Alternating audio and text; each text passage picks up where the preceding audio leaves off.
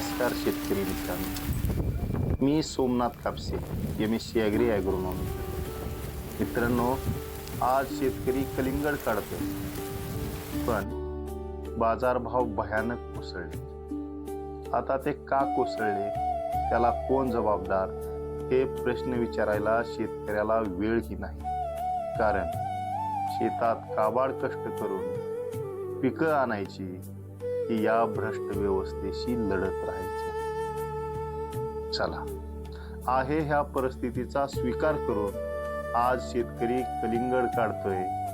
त्याची एकच आशा, जवळच्या बाजारात नेऊन 4 पैसे होतील आणि किमान साहलेला तरी खर्च निघेल.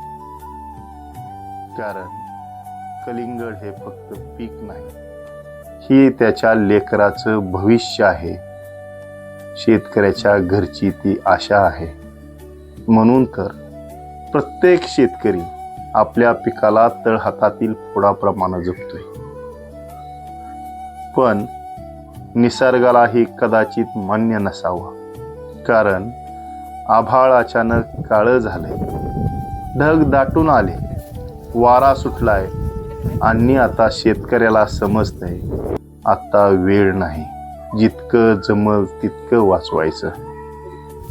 घाईघाईनं शेतकरी कलिंगड काढतोय, गाडीत टाकतोय. कारण जे शेतात राहिलं ते पावसात संपणार हे मात्र निश्चित आहे. आणि अचानक गारांचा पाऊस सुरू झाला. एका क्षणात सगळं चित्र बदललं.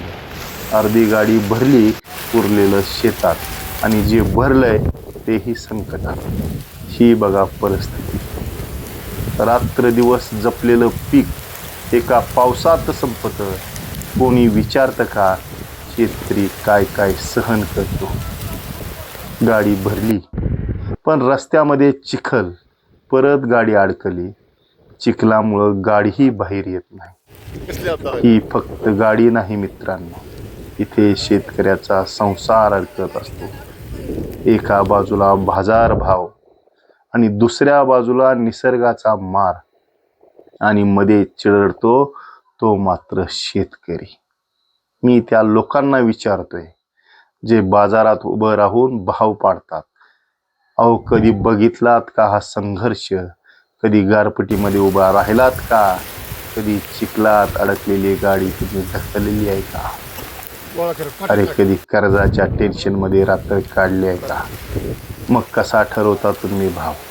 हे फक्त एका शेतकऱ्याचं नाही, तर आज शेतात कांदा आहे, गहू आहे, द्राक्ष आहे, पालेभाज्या आहेत.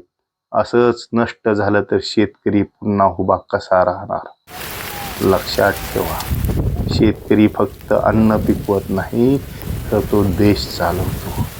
आणि हा जर शेतकरी असाच मोडत गेला तर एक दिवस तो उभाच राहणार नाही. ज्या हातानं अन्न पिकतं तो हात जर थांबला तर हा देश मात्र उपाशी राहील. धन्यवाद.